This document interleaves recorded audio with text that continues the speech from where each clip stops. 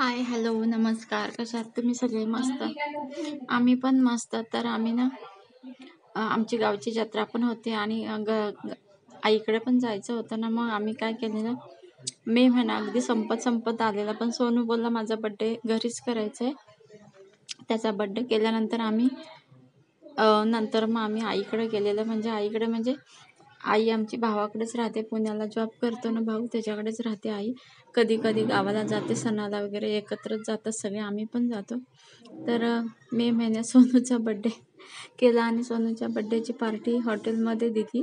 मग त्यामुळं हॉटेलमध्ये सगळ्यांनी जेवण केलं. नंतर मग इथं पार्टीचं थोडं होतं, पार्टीचा लूक होता, त्यामुळे 2 जण नाचतायत, बाकीचे सगळे पळतात इकडे तिकडे, मी नाही करून. नंतर मग आम्ही निघालो, एक दिवसानंतर निघालो. मग पुण्याला आल्यानंतर पुण्याला प्रवास करताना खूप छान वाटत होतं, पण खूप ट्रॅफिक लागलं आम्हाला. 2 तासाच्या प्रवासाला 5-5.5 तास लागले. बोगद्यातलं पण शूटिंग घेतलं, तर इथं जेवण केलं, वहिनीने जेवण करून ठेवलं होतं. मग आता आम्ही एक अर्धा तास आराम केला जेवण केल्यानंतर, आणि परत मावशीकडे जायला निघालो आम्ही 5 वाजता वगैरे. तर पुण्यामध्ये ट्रॅफिक होतं भरपूर.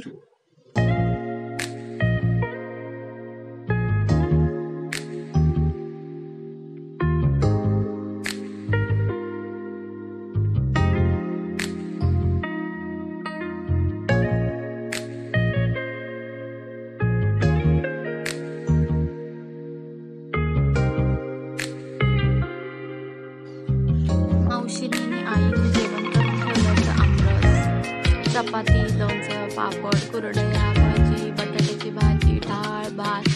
आणि सकाळी उठल्यावर मावशीला ना मी फुलं देवपूजेसाठी काढून दिली, तर मी थोडीच काढली होती, तर ती म्हणते आणखीन काढून आण, सगळ्या देवांना फुलं पाहिजेत. म्हणून मी सगळ्या देवांसाठी परत फुलं काढायला गेली.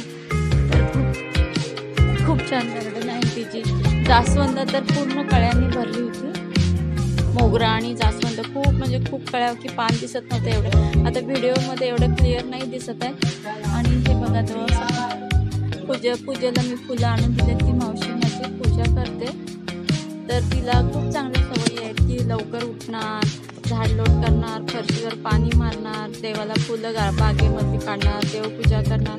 कितीही पाहुणे येऊ देत, कितीही असू देत, पण तिचं हे रुटीन असतं. परत सकाळ साईबाबांची आरती लावणार, आणि नंतर मग सगळं चहा सुद्धा ती देवपूजा केल्यानंतरच घेते. हे बघा तिची गार्डन किती सुंदर आहे. आळूची वडीची पानं तर खूप छान होती.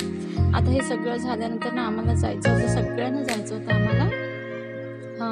आमच्या गावाला जायचं होतं, तिथं यात्रा होती, तिथं जायचं होतं. मग हे जिजूंसाठी अंड्याचं सांबार केलं आणि आम्हाला सगळ्यांना वांग्याची भाजी केलेली आहे. आणि आम्हाला आमरस पण होता शिल्लक, बाकीचं बरंच काय शिल्लक राहिलं होतं. ते आणि आता सकाळी चपातीने वांग्याची भाजी केली होती. रात्रीचं बरंच काय होतं शिल्लक. ते मावशीचं किचन आहे, मावशीचं घर खूप सुंदर आहे. आजूबाजूला फुलझाडं लावले आहेत, कपडे वगैरे सुकत टाकायला बाहेर खूप छान जागा आहे. अगदी भरपूर पाहुणे आले तरी सुद्धा अगदी खपून जातात, एवढं खूप छान घर आहे तिचं. तिने सगळ्या गोष्टींची सोय करून ठेवली आहेत, कपडे वगैरे सुकत टाकायला जागा वगैरे. आणि हे बघा, लागूनच बंगले आहेत सगळे.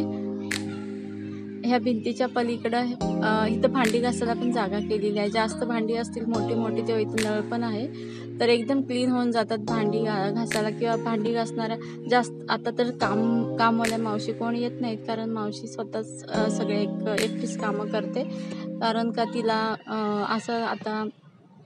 असं वाटतं की नको, आपली पण हालचाल व्हायला पाहिजे, म्हणजे सगळ्या मावशींना कामाला येऊ नका सांगितलंय. पण जेव्हा जास्त माणसं येतात ना, तेव्हा ती कामवाल्या मावशींना बोलवते काम करायला, फरशी वगैरे धुवायला, भांडी घासायला. आणि आता बघा, हे बघा मोगरा किती छान फुललेला आहे.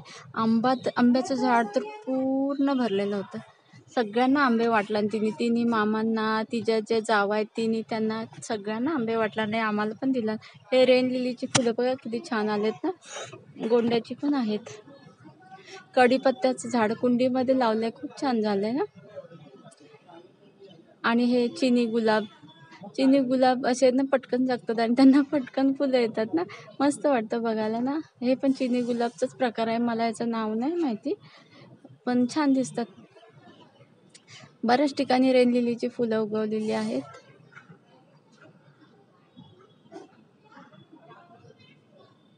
इकडून घराच्या साईडची बाजू आणि असं पाठून राऊंड मारून पण जाता येतं. गुलाबाला पण छान गुलाब आलेत. पाऊस पडला होता त्यामुळे सगळेच झाडं, आणि नाहीतरी ती पाणी घालतेच ती. समजा कधी कुणीकडे चहाची पात आहे, कुणीकडे जर गेली ना तर ती एक तिथं शेजारी कुणीकडे तरी आहेत, एक दादा आहेत, त्यांना सांगते पाणी घालायला. पैसे घेतात ते 500 रुपये झाडांना पाणी घालण्याचं. मला तर वाटतं एवढं सोपं काम करून पैसे एवढे 500 रुपये मिळतात. वाव, मस्त. आणि पहाडाला आंबे अजून थोडेसे तिने शिल्लक ठेवले नव्हते, का तर पहाडाला पिकलेला आंबा खूप छान लागतो म्हणून ती. आणि ती परत पुण्याला येणार होती आईकडं. तिला असं वाटत होती की वारं वगैरे आलं की सगळे आंबे पडून जातील घरी जाईपर्यंत, म्हणून ती थोडी टेन्शनमध्ये होती. तिला आंबे खूप आवडतात ते पहाडाला आलेले, कारण तिने एकदम लहान मुलासारखं त्या आंब्यांना आणि आंब्याच्या झाडाला सांभाळलं होतं तिने. हे बघा, हे बाहेरचं झोका वगैरे आहे ना, गार्डन पण आहे. मस्त वाटतं तिच्या घरामध्ये. तुळशी वृंदावन आहे आणि त्यातनं एक छोटंसं सुगडं ठेवलंय. तर मी विचारलं तिला, हे सुगडं कशासाठी ठेवलंय तुळशीमध्ये भरून पाण्याने?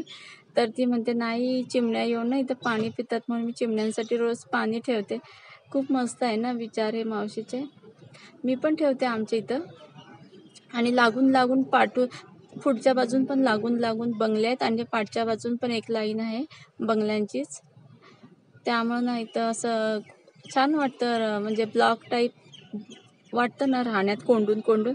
त्याच्या असे लागून लागून बंगले आहेत ना, तर मजा वाटते. एकदम जवळजवळ सगळं मस्त वाटतं. माणसं येता जाताना दिसतात, आणि जो तो आपापल्या कामामध्ये मग्न असतो, कोण कोणाकडे बघत नाही किंवा काय नाही. हे बघा, मी तुम्हाला दाखवते. हे बघा, अशा पद्धतीने लागून लागून बंगले आहेत. आणि हे मावशीचं आहे. हे बघा, आतमध्ये दोघी बहिणी स्वयंपाक करतायत. बहिणी किती जरी असल्या ना, प्रेम करणारं, तर थोडंफार भांडतातच, माहिती आहे का. ह्यांचं पण तुझं माझं होतंच. आता त्या मोठ्या आहेत तरी सुद्धा तुझं माझं करतातच स्वयंपाक करताना. कधी एकत्र येतात तेव्हा त्यांचं चालतंच, आणि तेवढा जीव पण लावतात. आता ऋतिकाला झाडावर चढायचं होतं, ऋतिका झाडावर चढलेली आहे. तर आता मग झाडावर चढून उतरून झालं की जेवण करायचं आणि निघायचं होतं गावाला, यात्रेला, मामाच्या घरी जायला. मामाच्या घरी पण खूप छान वाटतं. तिथे पण शेती आहे. आधीच्या व्हिडिओमध्ये मी मामाची इथली शेती दाखवलेली आहे तुम्हाला. आणि तेच आमचं पण गाव तेच आहे. आमचं पण गाव तेच आहे. तर चला, तर मग बाय, टेक केअर, काळजी घ्या. तुम्हाला कसा वाटला व्हिडिओ कमेंट्समध्ये सांगा.